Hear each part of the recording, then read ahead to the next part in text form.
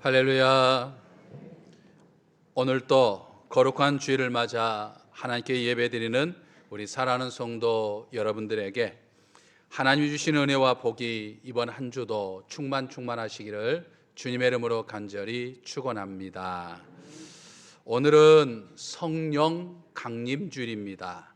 성령 강림 주일이란 2000년 전 마가의 다락방이라 불리는 이 찜방에 성령 하나님께서 강하게 임재하신 것을 기념하여 드리는 주일입니다. 2000년 전 마가의 다락방이라 불리는 이 찜방에 성령께서 강하게 강림하셨던 이 사건은 실제적으로 일어났던 이 역사적인 사건이었고, 또 예수 그리스도께서 십자가에 달리기 전부터 미리 예고하셨던 말씀이었고, 또 그 말씀에 대한 성취였었습니다. 그리고 성령 하나님의 강한 임재를 통해서 초대 예루살렘 교회가 시작이 되었고, 지난 2000년 동안 있었던 모든 교회들의 존재 가치가 되었습니다. 다시 말해서 오늘날 교회가 교회되기 위해서는 성령 하나님께서 함께 하시는 충만한 역사가 있어야 한다라고 하는 사실을 우리는 깨달을 수 있습니다. 그러므로 이제 성령 강림주를 맞아서 우리 정읍제일교회 성령 하나님께서 늘 함께 하시는 충만한 역사가 있어야 될 줄로 믿습니다. 교회로 부름을 받는 오늘 우리가 하나님의 자녀다운 삶을 살기 위해서는 성령께서 나와 함께 하시는 이 충만한 역사가 있어야 하는 것이죠. 왜 우리에게 성령의 충만한 역사가 있어야 합니까? 그것은 먼저 성령께서 우리의 심령을 변화시켜 주기 때문이다라고 하는 거죠. 여러분, 우리의 심령이 변하지 않으면 이 험악한 세상에서, 악이 간영하는 이 세상 속에서 우리가 진정 하나님의 자녀다운 삶을 살기가 참 어렵다라고 하는 것이죠. 우리가 하나님의 자녀가 된다고 하는 것은 새로운 삶을 산다고 하는 것을 의미하죠. 이전의 삶이 아니고 새로운 삶을 산다는 것을 의미해요. 옛사람은 죽고 새 사람이 된다고 하는 것을 의미합니다. 옛사람이 죽고 새 사람이 된다고 하는 것은 예수님 믿기 이전에 옛 생활들을 버려버리고 이제 예수님 안에서 새로운 생활을 시작한다고 하는 것을 의미합니다. 옛 가치관을 벗어버리고 새로운 가치관을 갖고 산다는 것을 의미하죠. 하지만 사람이 옛 생활을 버리고 새로운 생활을 한다고 하는 것, 옛 가치관을 버리고 새로운 가치관을 갖고 산다고 하는 것, 정말 쉽지 않고 어려운 일입니다. 유명한 미래학자 가운데 한 사람이었던 이 레너드 스위트 박사가 한 강연에서 이제 이 강연을 하다가 결혼한 지 25년이 된 한 여인에게 이렇게 말했습니다. 어떻게 보면 당신도 사마리아 여인과 같은 처지입니다. 여러분, 사마리아 여인이 어떤 여인입니까? 예전에 5명의 남편이 있었고 지금 사는 남자도 남편이 아닌 그런 여인이었죠. 자기 이야기에 불쾌한 표정을 짓고 있는 여인을 바라보면서 이 시트 박사가 이렇게 이야기를 합니다. 남자는 5년이 지나면 치아만 남기고, 그러니까 이 이만 남기고 모든 세포가 새 것으로 변합니다. 그러므로 당신이 당신의 남편과 결혼한 지 25년이 넘었으니 같은 남자라고 해도 당신의 남편은 당신과 25년 동안 사는 동안 벌써 5번이나 새로운 세포로 바뀌어졌으니까 실제로는 다른 남자라고 할 수 있습니다. 그렇다면 당신은 벌써 5 남자와 살았고 지금 6번째 남자와 살고 있는 것과 마찬가지입니다. 이렇게 말을 한 거예요. 여러분, 실제적으로 의학적으로 보면 남자는 5년마다, 그 여자는 7년마다 이 치아만 빼고 이만 빼고 몸의 모든 구성의 세포가 완전히 새 것으로 바뀐다고 그렇게 이야기를 합니다. 그러니까 남자는 5년마다, 여자는 7년마다 완전히 새 사람이 되는 거예요. 새로운 세포로 다 바뀐 거예요. 그런데 여러분, 정말 남자는 5년마다, 여자는 7년마다 정말 완전한 새 사람이 될까요? 저는 아니라고 생각합니다. 왜 그렇습니까? 속사람, 내 심령이 변하지 않아서 그렇다라고 하는 거죠. 5년마다 그리고 7년마다 내 몸의 세포가 완전히 바뀌었는지는 몰라도, 예전의 세포들은 다 죽고 새로운 세포로 전부 다 바뀌어졌는지는 몰라도 심령이 바뀌어지지 않으면 여전히 그 사람인 거예요. 심령이 바뀌어지지 않으니까 그의 가치관도 바뀌어지지 않고 그의 삶도 바뀌어지지 않는 거죠. 여전히 옛사람인 거죠. 심령이 변해야 합니다. 심령이 변하지 않으면 새 사람일 수가 없는 거예요. 그래서 바울 사도는 이 에베소서 4장 23절에서 오직 심령으로 새롭게 되어 이렇게 권면합니다. 여러분, 우리가 새 사람이 되려고 하면 우리의 심령이 새로워져야 합니다. 하지만 이 심령이 새롭게 변하는 것, 이것은 성령의 역사가 아니면 어렵습니다. 사람의 가치관이 변한다고 하는 것도 대단히 어려운 것인데, 그의 심령이 바뀐다고 하는 것은 정말 어려운 일이죠. 여러분, 심령이라는 게 무엇입니까? 에베소서 4장 23절을 우리가 원문으로 보면 이 심령이라고 하는 말은 이제 헬라어 원문으로 푸뉴마티툼 뉴스 휴먼이라고 하는 단어를 사용하고 있는데, 여기서 이 푸뉴마티툼, 이 푸뉴마라고 하는 말은 영이라고 하는 말이고, 뉴스 휴먼, 이 뉴스라고 하는 말은 마음이라고 하는 뜻을 가지고 있어요. 그러니까 심령은 마음의 영이다, 이렇게 번역할 수 있죠. 여러분, 출애굽기를 보면요, 이제 하나님께서 성막과 성막에 관련된 이제 여러 가지 기구에 관한 설계도를 주셨어요. 그래서 이제 이스라엘 민족은 하나님이 주신 그 설계도대로 성막과 성막 안에 있는 이제 여러 가지 기구들을 제작했습니다. 여러분들 사진에 보시면 이제 이 동쪽, 이 동편에 있는 부분이 이제 성막 입구입니다. 그래서 성막 입구를 통해서 들어가면 이제 성막들이 나오죠. 이제 나중에 솔로몬 시대 때는 이제 성전들이라고 그러죠. 이제 성막들이 나오는데, 저 성막들에 번제단이 있고, 그리고 번제단을 지나면 이제 물두멍이 있어요. 제사장들이 손을 씻는 물두멍이 있고, 그 물두멍을 지날 때 비로소 이제 성소에 이제 들어가게 되는 거예요. 그리고 이제 성소를 들어가 보면 성소 안에 또 뭐가 있습니까? 구별된 장소, 지성소라고 하는 곳이 있죠. 저 지성소에는 이제 하나님의 법궤가 담겨져 있고, 대제사장이 대속죄일 때 1년에 한 번만 들어갈 수 있는 아주 구별되고 거룩한 장소가 바로 이 저 지성소입니다. 그래서 저 성막과 우리가 한번 비교를 해보면, 심령을 저 성소, 성막과 비교를 해보면 마음이라고 하는 것은 마치 이 성소와 같아요. 그리고 영이라고 하는 것은 성소 안에 있는 지성소, 이 마음 안에 있는 이제 지성소와 같다라고 하는 거예요. 그러니까 우리 마음 저 깊은 곳에 영이 지금 자리 잡고 있는 것이죠. 법궤가 있는 지성소가 하나님의 임재를 상징하는 아주 특별한 것처럼, 우리의 영이라고 하는 것도 내 마음 저 깊숙한 곳에서 하나님과의 관계를 이루는 아주 특별한 곳이 바로 영이죠. 그러므로 우리 마음 가운데 있는 이 영, 즉 심령이 변하지 않으면 새 사람이 될 수 없는 거예요. 근데 이 심령의 변화라고 되는 것은 내 안에 내주하신, 내가 예수님을 그리스도로 고백하고 예수님을 믿기 시작하면서부터 내 마음속에 내주하신 성령께서 내 마음을 터치해 주시고 내 영을 터치해 주셔가지고 역사하실 때 변화가 일어나기 시작한다라고 하는 거예요. 여러분, 제가 종종 말씀드린 것처럼 사복음서에 나온 제자들의 모습과 사도행전에 나오는 제자들의 모습이 완전히 180도 다르죠. 그런데 사실 그들은 복음서에 나와 있는 제자들이나 사도행전에 나온 제자들이나 다 똑같은 사람들이에요.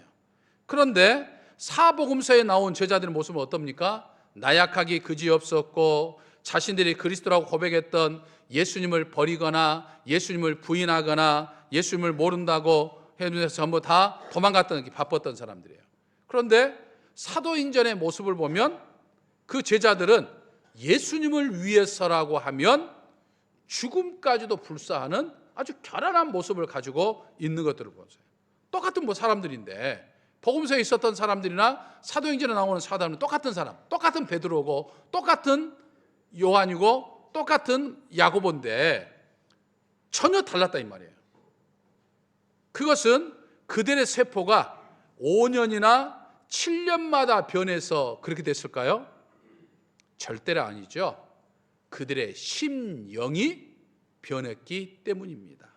어떻게 변했습니까? 마가의 다락방에서 기도하다가 성령께서 임재하심을 경험했기 때문에 그들의 심령이 변화된 거예요. 그러므로 우리의 심령도 변해야 하나님의 자녀다운 삶을 살아갈 수가 있는 거예요. 어떤 분이 이제 교회를 다니기 시작을 했습니다. 이제 교회를 다니다 보니까 시간이 지나니까 세례도 받게 되고 또 시간이 지나니까 집사님도 되었어요. 전도를 받아서 신앙생활 하다가 이제 집사까지 되었는데 신앙생활에는 별다른 감흥이 없었어요. 주일이면 예배를 드려야 한다고 하니까 이제 교회 나와서 예배를 드리긴 하지만 별 감흥도 없이 예배 드리는 모습, 별로 그냥 감동도 없고 은혜도 없고 그냥 예전이나 지금이나 똑같이 그냥 예배 드려야 된다니까 예배를 드리는 자신의 모습을 보면서 종종 한심스럽게 생각이 된 거예요. 요즘처럼 날씨가 참 좋은 날은 그냥 가족과 함께 여행이라도 가면 좋을 텐데 아무 감흥도 없이 그냥 여기에 뭐 듣거니 멍 때리며 앉아 있으려고 하니까 참 이게 웬 궁상인가 하는 생각이 들었죠. 자신뿐만 아니라 자신과 똑같이 주일날 교회 나와서 예배를 드리는 사람들의 그 교인들의 모습도 보니까 참 저 사람들도 불쌍하다 이렇게 생각이 된 거예요. 또 기도에 참여하라고 해서 기도에 참여를 했는데 이건 기도한다면서 소리를 지르고 그런 난리가 없는 거예요. 이거 미친 사람들 아니야? 아니 하나님이 기라도 먹었어? 왜 그렇게 소리는 질렀어? 이런 생각들이 들었죠.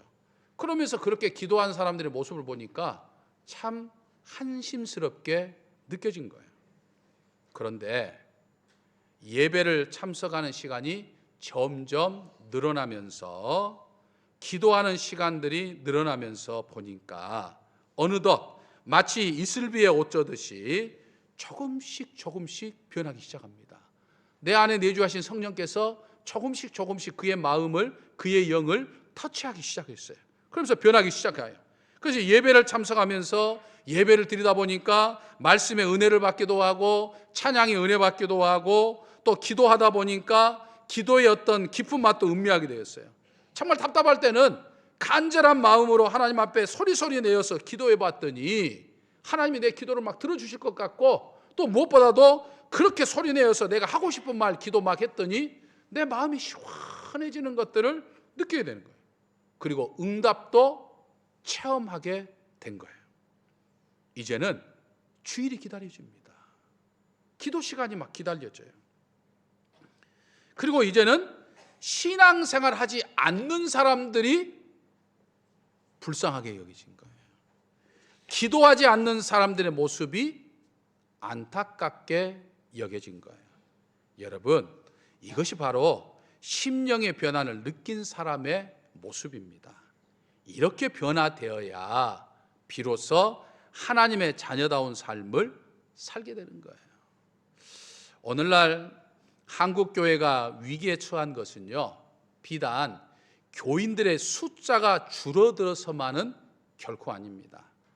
한국 교회와 성도들에 대한 세상 사람들의 시선이 싸늘하게 변했기 때문이에요. 세상 사람들의 눈에 비친 이 한국 교회의 성도들의 모습이 교회를 다니지 않는 자신들과도 똑같거든요. 별반 다른 바 없거든요. 아니 심지어 교회를 다니지 않는 자신들보다도 교회 다니는 사람들의 모습이 더 형편없거든요. 더 추악한 모습을 보인 사람들도 보게 되거든요. 이 모두가 교회는 다니지만 심령이 변화되지 못했기 때문인 거예요. 아직 심령이 변화되지 못해서 하나님의 자녀다운 삶을 살지 못했기 때문인 거예요.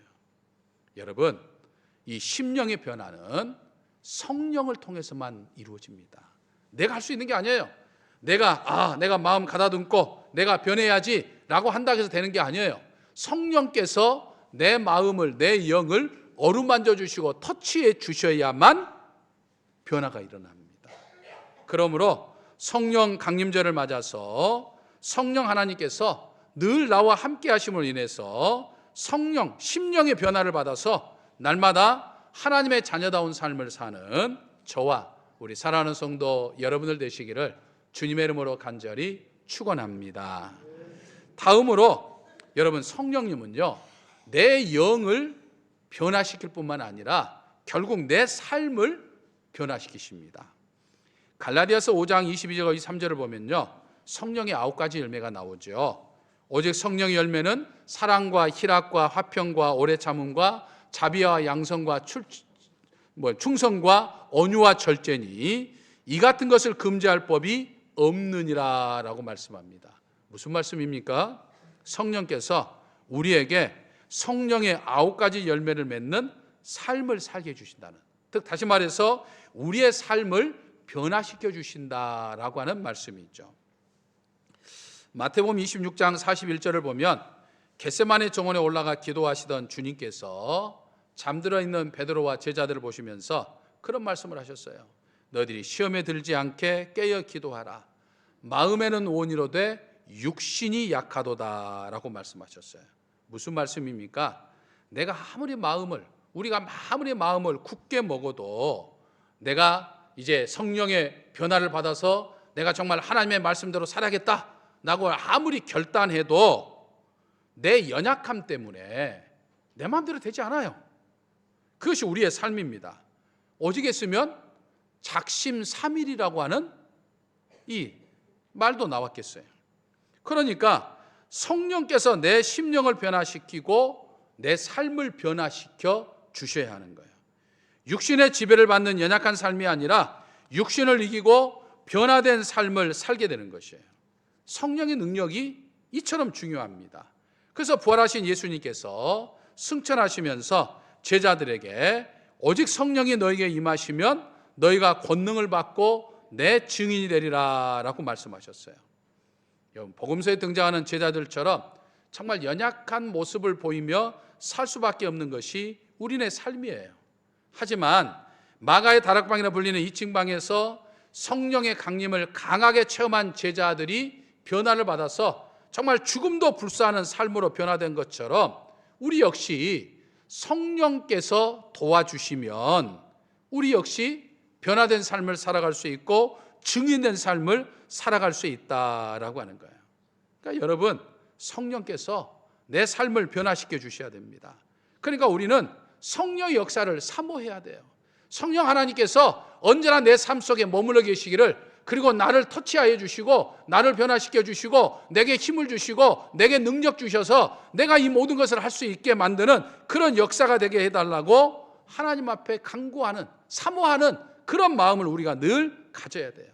성령 하나님, 나와 함께하여 주옵소서. 내 영을 터치하여 주옵소서. 내 삶을 터치하여 주옵소서. 그래서 내가 정말 성령 하나님의 이끄심 따라 살아가는 삶이 되게 하여 주옵소서. 이런 사모함과 기도가 우리에게 있어야 돼요. 우리 주님께서는 오늘을 살아가는 내게 원하시는 것은 내가 소금과 빛의 사명을 감당하며 사는 거예요. 근데 우리는 어떤 삶이 소금과 빛의 직분을 감당하는 삶이라고 하는 것을 너무나도 잘 알고 있어요. 어떤 삶이 소금과 빛의 사명을 감당하는 삶인지 몰라서 내가 무지해서 그렇게 살지 못한 게 아니에요. 잘 알면서도 실천하지 못하기 때문이에요. 하지만 성령 하나님께서 내 삶을 강하게 주장하시면 내 삶이 변하기 시작하면서 우리는 소금과 빛의 직분을 감당하며 살아갈 수 있는 거예요. 한국교회 초창기에 유명한 목사님 중 한 분이었던 김욱두 목사님이 이제 부흥회를 인도하려고 이제 고개 너머에 있는 교회로 가는데 날씨가 너무 더워서 이제 나무 그늘 아래 잠시 쉬고 있었습니다. 그런데 그때 한 술 취한 사람이, 대낮부터 술 취한 사람이 비틀비틀 오더니 이 김익두 목사님에게 다짜고짜 시비를 걸더니 김익두 목사님을 장작 패듯이 때리기 시작을 했습니다. 근데 이 목사님이 한마디 말도 없이 다 맞았어요. 사실 힘이 없어서 맞는다고 하면 힘이 없으니까 뭐 어쩔 수 없겠지만 이 김익두 목사님은 예전에 정말 힘께나 쓰는, 그리고 싸움을 잘하는 유명한 깡패였는데 그런 사람이 말없이 맞는다고 하는 게 그 심정이 어땠겠습니까? 막 불쑥불쑥 손이 올라올 수도 있었을 거예요.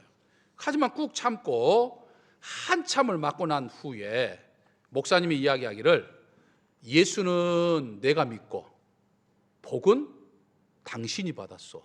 내가 김익두요. 이렇게 이야기한 거예요.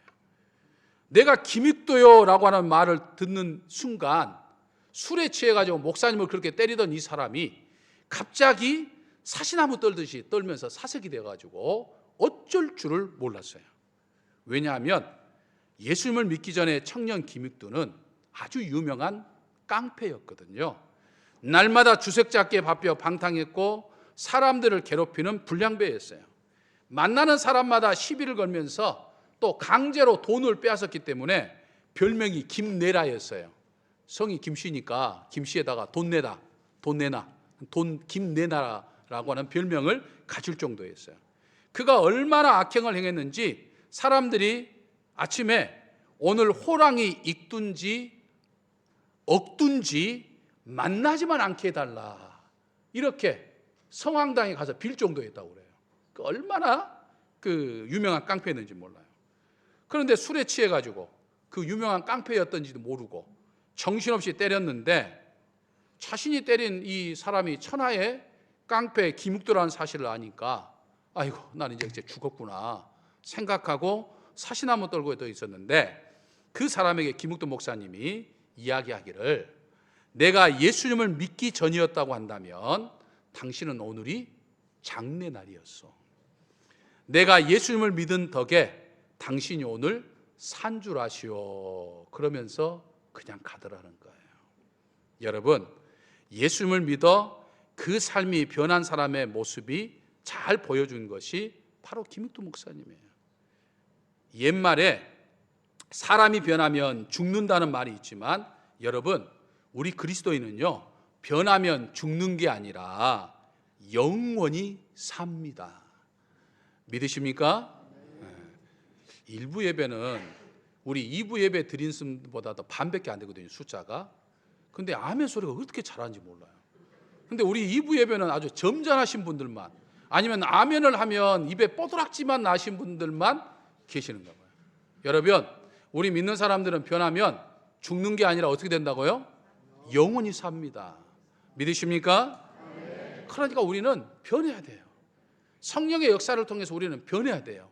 그러니까 오늘 우리들은 성령 강림절을 맞이해서 성령의 은혜를 사모해야 되는 거예요. 내 힘으로 되지 않으니까, 내 능력으로 되지 않으니까 성령님께서 내 심령을 터치해 주시고 내 삶을 터치해 주셔야 내가 변할 수 있으니까, 성령께서 내 삶을 터치해 주지 않으면 조금만 나한테 잘못한 사람한테 화를 내던 것처럼 예수님을 믿는 지금도 여전히 화를 내는 거예요. 여전히 사람들과 불편한 관계로 다투하고 있는 거예요. 하지만 성령께서 터치해 주시면 김익두 목사님처럼 얻어맞아도 화를 내지 아니하고 살아갈 수 있는 거예요. 그 삶을 우리는 살아야 하는 거예요. 그래서 김익두 목사님처럼 또 예수님의 제자들처럼 성령의 터치, 성령의 이끄심을 통해서 변화받아 이 세상에서 소금과 빛의 사명을 감당에 부족함이 없는 저와 우리 사랑하는 성도 여러분들 되시기를 주님의 이름으로 간절히 축원합니다. 할렐루야.